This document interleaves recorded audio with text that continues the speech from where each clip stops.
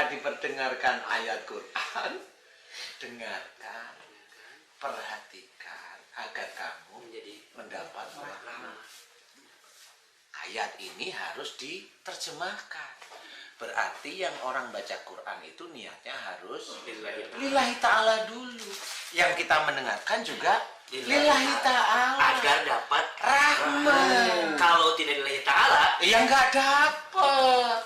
Itu sebenarnya ada di situ. Ini monggo. Itu kuncinya Ustaz. Semuanya itu harus lillahi ta'ala. Nah itu diterabas. Jadi niatnya untuk ngobatin lah, ya kan udah bukan lillahi ta'ala. Walaupun dia bilang bismillah itu ya. Ya walaupun bismillah istilahnya selingkuhi. Selingkuhi ya. Iya. Walaupun tapi bisa bismillah. Ustaz pada akhirnya misalnya orang yang mendoakan itu gitu ya dengan bacaan-bacaannya menyembuhkan bisa. Nggak bisa. Karena niatnya itu yang memang Sekarang gini, monggo Ustaz. Sekarang gini nih, kita berpikir, Ustaz sakit demam, ya minumnya obat sakit kepala, kira-kira bisa nggak? nggak bisa. Memang Al-Quran itu penyembuh, Ya syifa. Pernahkah atau adakah pendakwah seperti kita yang menerjemahkan syifa dari Quran itu yang mana? Sifat dari Quran itu selalu ayatnya. Kalau saya menerjemahkan sifat Quran itu adalah mengamalkannya. Ayatnya dari Quran itu petunjuknya. Paham ya? Jadi kalau kata Mas Bobi mau nyolokin kulkas, membuka kulkas, ngisi air, itu kan ada buku panduan. Nah di buku panduan itu cara menghidupkan kulkas. Masa kita baca terus kulkasnya hidup? Nggak bisa. Paham ya? Baca dan praktiknya. Ya, itu ya. Quran gitu nggak kira-kira? Kurang lebihnya, walaupun nggak sama, kurang lebihnya begitu nggak? Harusnya begitu. Disuruh apa? Jangan marah. Betul. Itu sifat. Doakan kesalahannya. Itu sifat. Rendah hati. Itu sifat. Jangan suuzon. Itu sifat. Jangan mencari kesalahan orang lain. Itu sifat. Kerjakan sholat. Itu sifat. Puasa. Itu sifat. Hargai saudaramu. Itu sifat. Intinya kan bukan dibacain, tapi kerjakan. Amalkan. Itu sifatnya. Kalau kita sudah mengamalkan, jadilah itu amal soleh. Nah, amal soleh ini berhubungan dengan doa orang tersebut. Doa, makanya tetap ada doa. Wa yastajibul ladzina amanu wa amilus sholihat. Nah, ini doa ini harus kita ketahui. Dan Allah akan mengabulkan doa orang yang beriman. Iman itu kuat kepada Allah Ta'ala. Dan mengerjakan amal soleh. Amal soleh tentunya dari mana? Dari Quran dan Sunnah. Kan jelas sudah. Dari mana sifatnya? Udah tahu sekarang. Dari mana? Bacaan Quran aja. Ini nggak bisa bacaan Quran itu petunjuk. Jadi bukan hanya itu. Bukan hanya itu. Bukan itu petunjuk. Jadi kalau mobil itu belum pernah naik mobil itu caranya gimana? Pencet kuncinya biar kebuka. Locknya, ada handle di pintu, buka pintunya, duduk, starter mobilnya, ini prosnel, kan begitu. Jadi kalau menjadikan mobil itu bisa jalan, kalau ingin menjadikan Al-Quran itu sifat, kan begitu nih. Ketahui dulu petunjuknya, kerjakan, amalkan, kerjakan nih. Baru jalan. Baru itu Allah mengabulkan. Ngerti nggak? Itu sifatnya di situ. Kalau madu lah itu sifat yang wujudnya benda. Ya, jelas lah. Iya. Madu yang mana? Tradisi, Pak. Madu lebah, bukan madu untuk istri, ya gitu. Mas Bro. Kirain madu yang madu. Lebah ya. Oh, itu di madu. Ini maunya madu untuk Mbak Kia. Iya, saya beli. Saya ada rencana nih. Kayaknya ada ini nih. Beliin madu botol. Makanya dalam Al-Quran itu kan Ustaz, kalau ada kalimat iman, pasti selanjutnya kalimat amal soleh. Lah iya. Makanya saya lupa pakai peci. Gak apa-apa. Biar kelihatan mana Ustaz mana Ustaz. Aduh. Saya mukanya biar kelihatan mana. Jadi itu maksudnya. Jadi pada waktu kata-kata Al-Quran itu sifat itu belum jarang yang tahu. Sifat itu adalah iman dan amal soleh yang berhubungan dengan doa. Doa itu apa yang kita mohonkan kepada Allah untuk apa? Untuk sehari-hari. Doa itu yang untuk sehari-hari. Mau makan, doa untuk makan. Mau berjalan, doa untuk melakukan safar. Mau bekerja, berdoa untuk bekerja, kan begitu. Iya. Kayaknya gitu ya, kayaknya ya. Mudah-mudahan benar ya. Mudah-mudahan benar ya. Amin. Amin. Tapi kayaknya gitu juga ya. Insya Allah. Jadi artinya Al-Quran akan berbuah syifa ketika isinya kita amalkan dalam kehidupan. Awalnya harus seperti itu. Karena kalau kita bersosialisasi, orang yang membutuhkan bantuan sifat dari Quran, itu harus diterangkan kepada orang yang membutuhkan. Iya. Contoh orang sakit, kita terangkan kepada beliau-beliau nih, sakit itu di dalam Quran diceritakan karena buah tanganmu sendiri. Nah, kalau buah tangan berarti itu dari kesalahan dan dosa. Itu sifat manusia berbuat salah dan dosa. Jangan orang muslim nggak mau ngakuin salahnya. Itu muslim yang sombong sekali. Manusia itu kita anak cucu Adam pasti dosa. Kenapa nggak mau ngakuin itu salah? Kok kayaknya dia malaikat nggak pernah dosa? Dia sering istighfar. Kan gitu. Nah inilah sebenarnya di Sinaman Kolbu ini kita itu menerangkan ada banyak kekeliruan persepsi sebenarnya. Jadi sudah diterangkan oleh Allah kalau istilahnya musibah yang kau terima itu ya atas izinku itu ya dari perbuatanmu sendiri. Nah kalau sudah Allah bilang begitu karena itu ayat Quran ya kan harus diterima. Masa kita itu cari yang enaknya untuk kita aja? Ya sudah kalau ayat itu dibunyikan ya kita orang Islam ya harus mengikuti samina wa ata'na. Itu kunci dari iman. Lah kalau dikasih tahu itu dari kesalahanmu sendiri, kata siapa? Apalagi yang ngomong ustaz. Yang ngomong katanya memang ustaz top. Lah kok kata siapa? Lah ayat yang begitu itu banyak.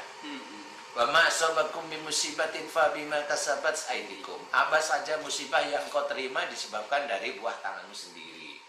Wa ma asabaka min syai'atin fa min nafsik. Itu juga sama. Apa saja musibah yang kau terima dari kesalahanmu sendiri, jelas. Itu kan banyak ayat-ayat begitu. Kenapa kita tidak sami'na wa ata'na? Malah saudara kita, walaupun tidak banyak ya ada, malah ngomong kata siapa? Malah saya yang malu denger, dia siapa sih? Kalau dia orang yang tidak pernah pegang Quran boleh lah ya. Ngerti maksud saya? Nah kalau dia itu katanya hafal Quran kan malu lah begitu.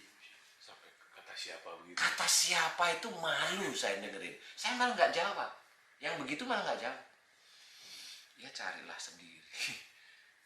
Kamu belum bisa menghargai saudaramu dan kamu nggak tahu bahwa ini ucapan ini dari Quran. Kalau saya kasih tahu ntar malu. Begitu. Nah ini jangan bilang kata siapa. Loh itu Quran, Allah yang berkata. Lah kok kata siapa kesannya kok saya yang menggurui dia? Enggak, ini Quran. Tul, Quran ini tul. Kan gitu maksudnya. Ini ayat Quran. Makanya itu akan menjadi sifat. Makanya kalau di siraman kolbu, kalau saya sakit back pain, back pain sih yang ngomong sakit pinggang, low back pain. Ya, back pain itu punggung, low back pain punggung bagian bawah, ya sakit. Nah itu karena sering menyimpan marah. Wah, ngarang orang itu. Loh, kalau kamu bilang ngarang, yuk ketemu sama saya, diskusi. Kan gitu. Kenapa saya ngajak diskusi? Emang kamu tahu, kalau kamu bisa bilang ngarang, kamu berarti punya disertasimu sendiri. Betul nggak sih? Iya. Punya analisa sendiri. Punya analisa sendiri. Yuk diskusi. Apa kira-kira? Apa kira-kira dari kamu? Kan gitu.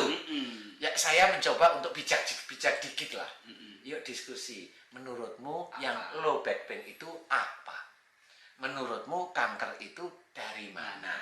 Menurutmu batuk itu dari mana? Kan harus sakit gusi. sakit gusi itu adalah kalau memang ada sesuatu yang garis ini itu berhubungan sama dekat dengan mata, itu melihat sesuatu dipikirin nggak cocok, jengkel, marah, langsung ke gigi.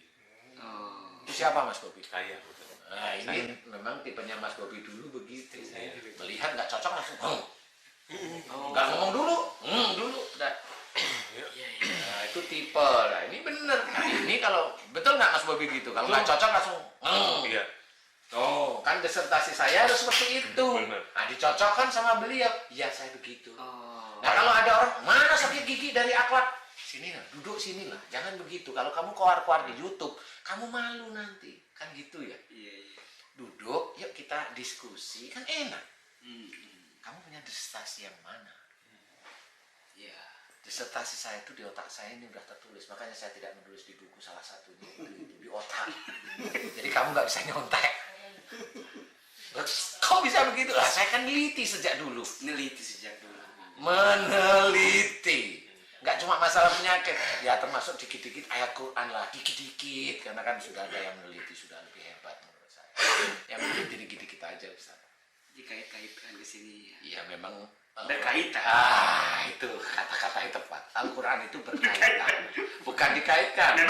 Memang berkaitan. Makanya saya bilang, berkaitan itu yang tepat. Karena ayat Quran itu akan saling terkait atau berkaitan.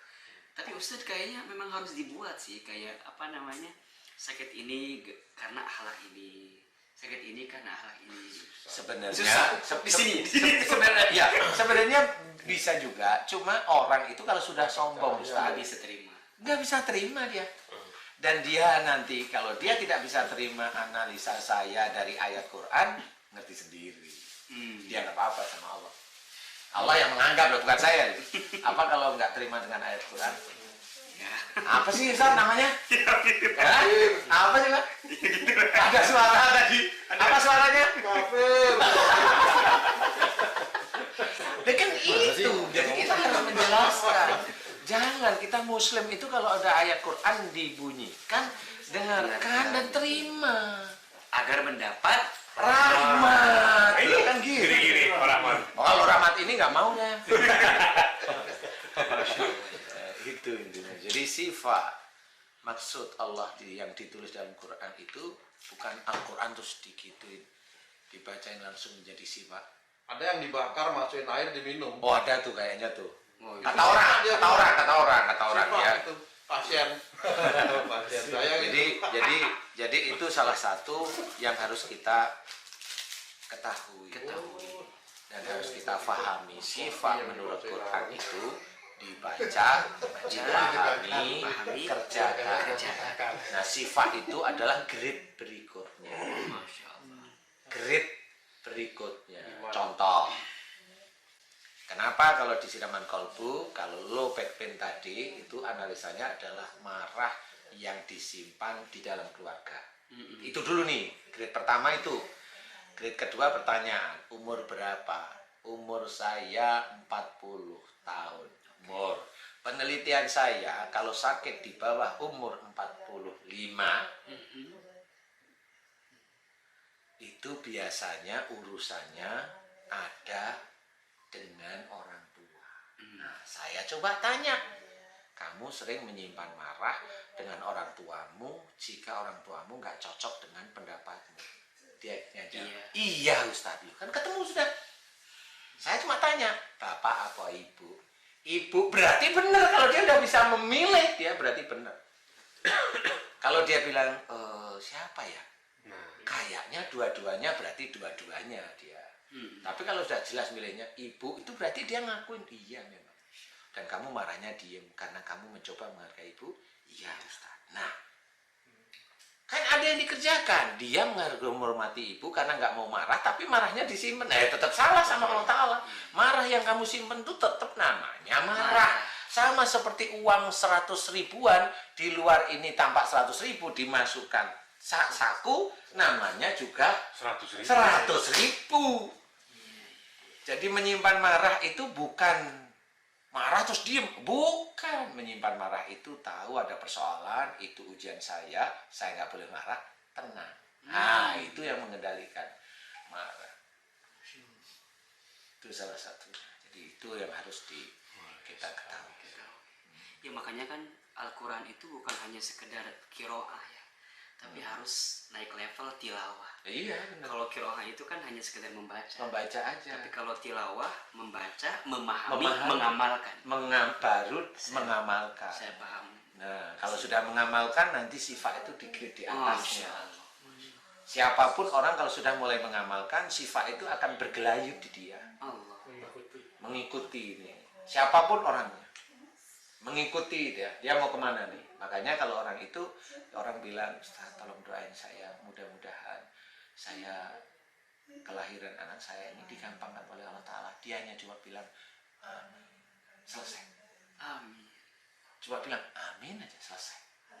Nah, aminnya ini karena dia mengamalkan iman dan amal solehnya kuat, aminnya itulah yang dijabah oleh Allah Ta'ala. Ustaz tolong, saya punya utang, saya ingin bayar tapi bingung dari mana cara bayarnya. Mudah-mudahan dia sendiri udah, mudah-mudahan Allah memudahkan saya agar saya bisa membayar utang dengan cepat ya Ustaz. Nah, ini kata-kata bagus. Bagus kata-katanya nih. Kitanya cuma tinggal amin ya Allah, amin ya rabbal alamin. Cukup itu. Itu sifat nantinya. Biar Allah yang mengatur. Nah, pada saat dia sudah bayar utangnya dalam waktu cepat, nah, inilah ujian dari orang yang berutang. Bisa membayar utang, ngomong, saya cuma diaminin sama Ustadz itu, utang saya lunas. Lah itu nggak boleh. Nggak boleh. Nggak boleh itu. Itu mulai ada ujub riaknya muncul. Nah, yang ngomong bener, alhamdulillah atas doa Ustadz tinggal ngaminin utang saya dilunaskan oleh Allah. Nah, itulah yang cakep. Itu jarang sekali yang begitu. Berarti Ustadz, PR kita tuh banyak banget ya. Ya banyak sampai nanti kita dipanggil oleh Allah Ta'ala. Iya, kita kalau lihat ayat Quran kan mungkin baru sekedar membacanya. Iya. Belum memahaminya, apalagi mohon maaf mengamalkannya. Belum. Jauh banget. Jadi kalau kita ini namanya mengamalkan itu dibaca berulang-ulang, itu dikatakan sudah mengamalkan. Padahal kalau saya itu namanya baca berulang-ulang.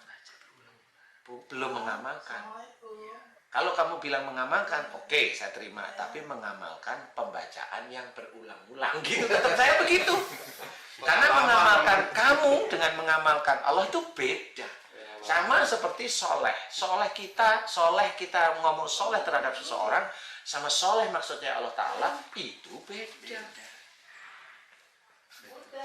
Tapi berarti Ustadz, walaupun kita belum bisa maksimal mengamalkan, tetap kita harus tetap baca. Oh, tetap baca, Belajar, memahami. belajar. Karena dari titik kita membaca Quran, menyenangi Quran, menyandarkan kita pada Allah Ta'ala, berusaha untuk lillahi ta'ala, rahmat demi rahmat itulah yang diturunkan. Dari rahmat itu mulai kepahaman Quran itu diberikan. Mulai kalau sudah diberikan, disitulah mulai faham maksudnya Allah. Makanya salah satunya sifat itu yang dari mana? Itulah yang kita harus tahu. Kepahaman demi kepahaman itu harus kita cari. Bukan nyari karena pendidikan. Bukan. Yang dicari oleh Allah Ta'ala itu iman dan amal soleh. Memang pendidikan itu dibutuhkan. Paham ya?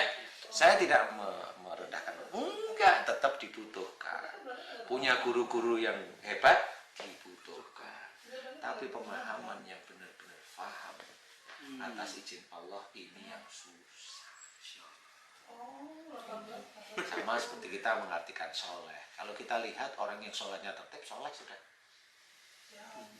Betul ya. Orang yang dakwah soleh sudah. Padahal kalau kita sehari aja bersama orang yang seperti itu kita anggap itu ketahuan kok ini belum.